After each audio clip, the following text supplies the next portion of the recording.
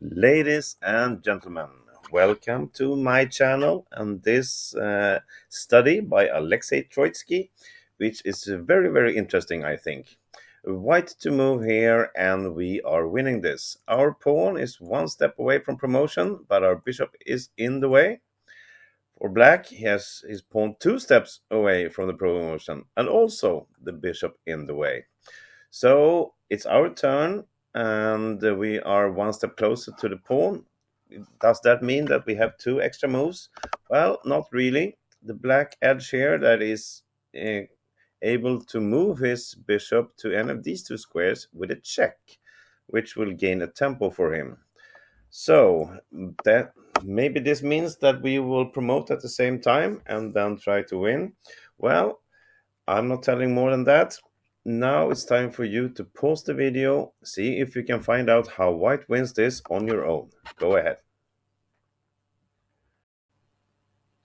And welcome back. Okay, let's start with the most obvious move. The bishop to c6. It stops the check here, and it makes room for a promotion. Well, as we might suspect, this is not good enough. Black will take the other path of the check. King comes up and he runs his own pawn. And with the promotion each, it's really pretty obvious that we don't have any attacks. I mean, the queen can come here with a check. Black can just go in between. Another check here, but there's no way this is good enough to win. King can come up to g3, whatever. Queen will block here, and it's of course clear draw. So no, that's not good enough.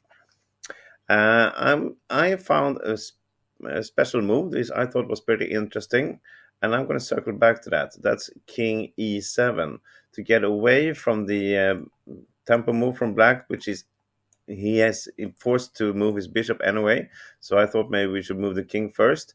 This is not the right move, and I'm not going to show you now why, because I'm going to tell you later, and then you will understand why I didn't show it right away.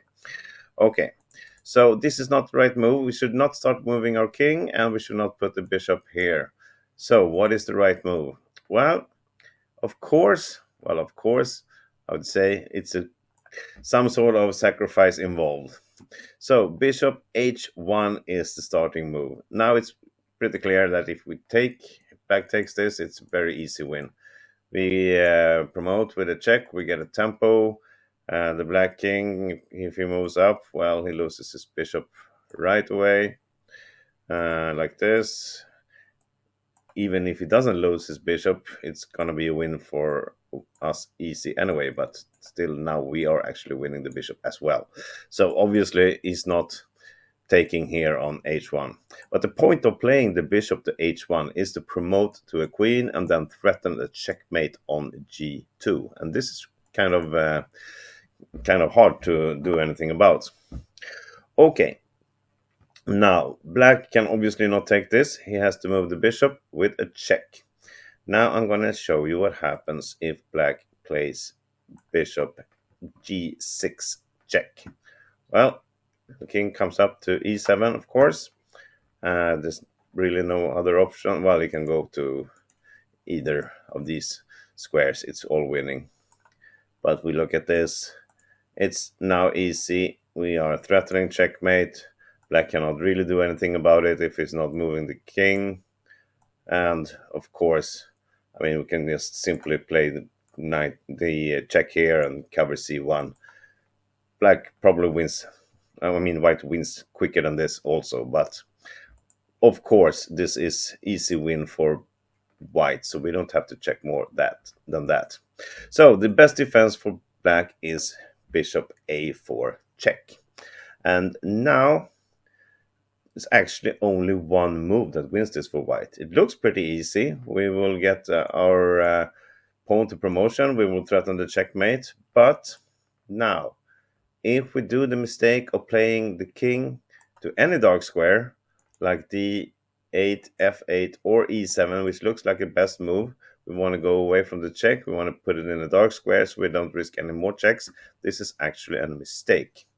And it will be the same variation as we looked at if we start with king e7, which is bad, because black has this fantastic move now. Bishop c6. It covers a8. It, of course, threatens to take here. It forces white to take this. And then we move our bishop back and we block our own pawn. When it becomes a queen, I would say. Then it's blocked. So like this. And the point is now the king is too far away from the action. That's why it was a bad move to play king e7. And this will be the same variation which we looked at if we start with king e7 before we play bishop h1. Now black will get his king around here somewhere, perhaps. The white king isn't helping at all. There will be no more than eternal checks for white. So instead of watching all those variations, you can explore them on your own. I'm going to show you what happens if white plays the right move, which is after bishop a4, the king should come to f7, not e7. Yes, there is a chance for black to take another check like this, but this is just helping our case, because then we get the king even closer here. So this is really bad for black, and it's not winning. But the king on f7 is good enough. Black will play the same variation anyway. Forces us to go back and block our future queen here.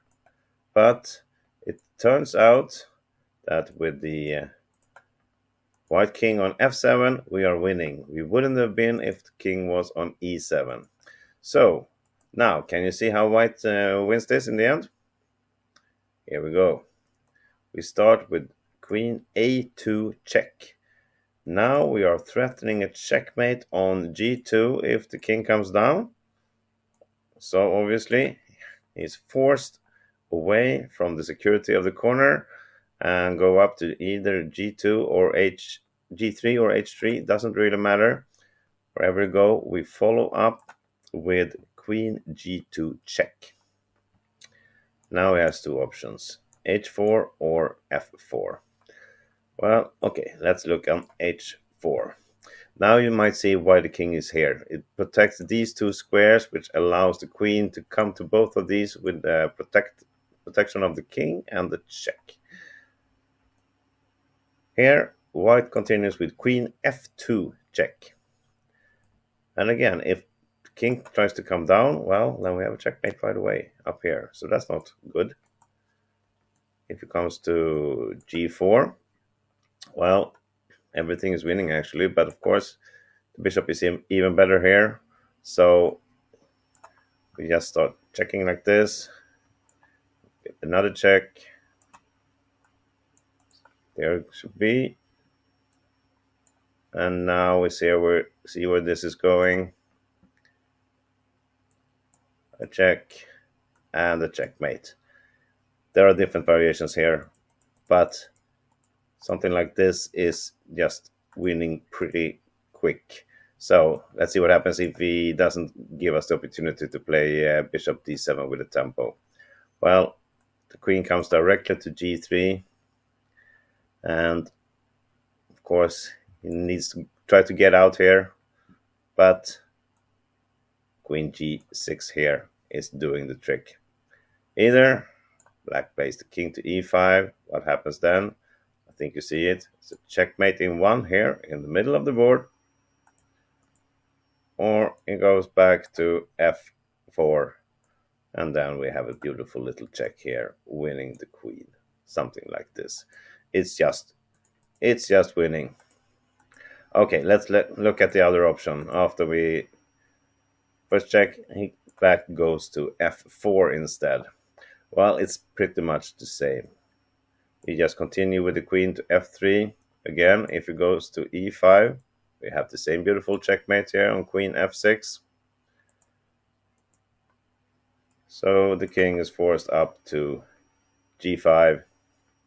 And we recognize this pattern. It will be the same variation. Now it comes up here again. Try to escape to f5. A check. And we either get a checkmate again on f6, or we win the queen with queen h6 check. So that's how we win this from the beginning. We have to, from the starting position, find the beautiful sham sacrifice here, bishop h1, and after that it's technique and it's beauty and it's strategy, but in the end white wins this. So thank you for watching this. I hope you enjoyed this little puzzle. I see you again tomorrow. Bye bye.